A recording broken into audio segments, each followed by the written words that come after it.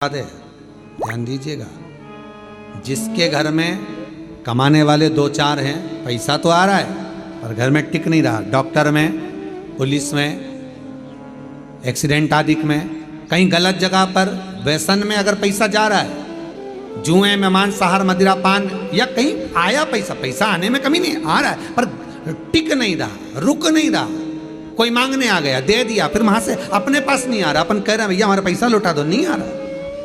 तो महाराज शिव महापुराण की कथा कहती है, एकादशी के दिन गंगा के जल में मात्र 7 बेलपत्री डालकर जो नंदीश्वर भगवान अर्थात जो शंकर जी के शिवलिंग के सामने नंदी होता है, उस नंदी के चरण पर गंगा का जल चढ़ाकर बेलपत्री शिव पर समर्पित कर देता है, उसके घर में रुपया रुकना चालू हो जाता है। फिर वो होती है, सास नहीं चाहती कि मैं कोई अपशब्द बोलूं, वही बहू भी नहीं चाहती कि कोई अपशब्द बोलूं, पर ललाट पर जब उल्टी पड़ती है तो अपने आप जिह्वा से अपशब्द निकल ही देती है। यह कर्म गति। अब ऐसे समय पर क्या करोगे आप?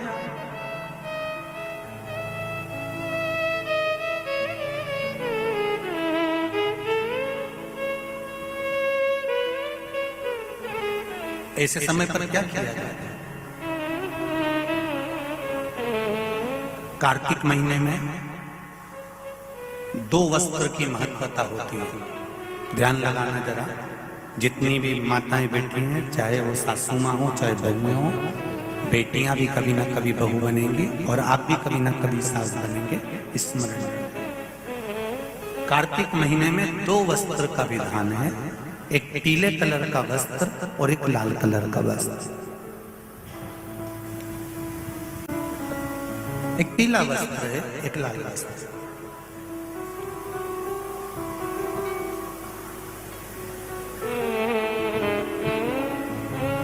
आज देवउठनी एकादशी है।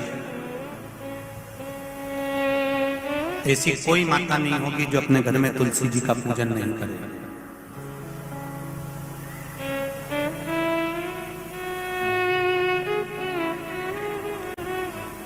घर की मां यदि आज देवउठनी एकादशी के दिन लाल वस्त्र, बैकुंठ, वैसे तो पचवीगन का महत्व बताया गया है स्कंद पुराण में, जो 5 दिन पीछे के होते हैं। आंवला नवमी से जो क्रम पचवीगन का चालू होता है, पूर्णिमा तक, बैकुंठ चतुर्दशी के क्रम तक, उसका जो महत्व, इन 5 दिनों की महत्वता वैसे स्कंद पुराण में कही गई है, पर आप समझें उसको। लाल वस्त्र अगर कार्तिक महीने में तुलसा महारानी पर ओढ़ाया जाता है और वही वस्त्र करना प्रारंभ करी थी, वो सुख देने वाली थी। निवेदन है आपसे,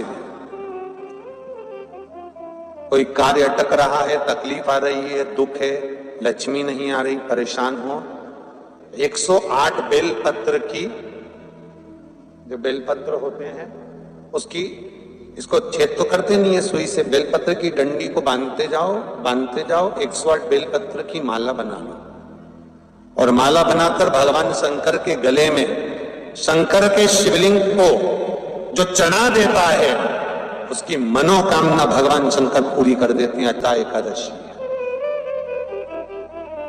108 बेलपत्र की माला बनाकर शंकर भगवान को समर्पित करी जाती है।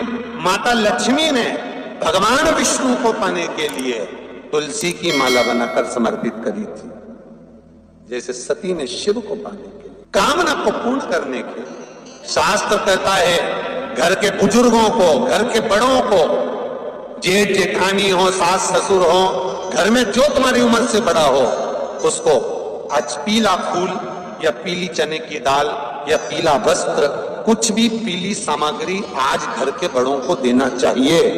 क्यों देना चाहिए? तो शिव महापुराण की कथा कहती है कि जो शुक्ल पक्षी की एकादशी के दिन पीली वस्तु का दान दे देता है, घर के किसी ब्राह्मण को देने नहीं जाना, किसी मंदिर में देने नहीं जाना, आपके ही घर में, आपके ही घर के बड़ों को कोई भी पीली चीज का दान कर सकते। फूल हो, मिठाई हो, कोई अनाज हो, कोई वस्त्र हो, पीली वस्तु का दान दे। क्यों होगा? क्या होगा उससे?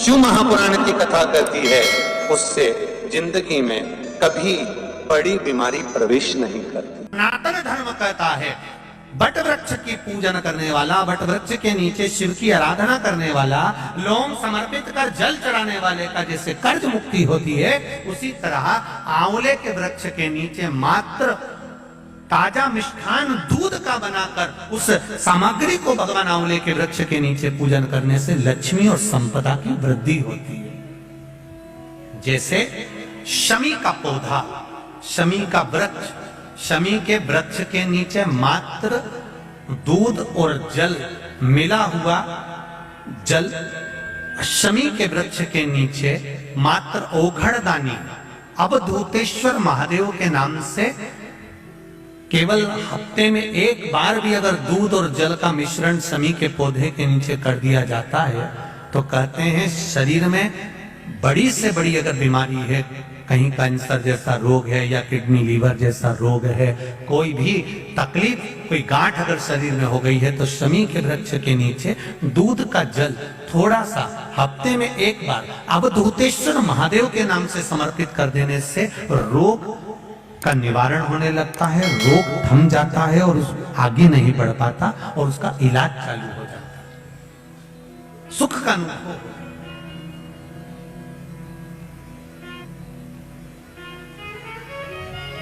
बस एक बात का स्मरण रहे आप, आंवले के वृक्ष के नीचे अगर कोई भोग लगाया गया है पा सकते हैं, पीपल के वृक्ष के नीचे कोई भोग लगाया है पा सकते हैं, बट वृक्ष के नीचे कोई भोग लगाया गया है पा सकते हैं। जिस वृक्ष के नीचे भोग लगाओगे पालोगे, पर शमी वृक्ष के नीचे का जो भोग लगाया गया है वो नहीं पाया जाता। शमी वृक्ष का जो प्रसाद है वो आपको वहीं छोड़ना पड़ता है, शमी वृक्ष का प्रसाद वहीं छोड़। खाली ना जाता कोई, खाली ना जाता कोई।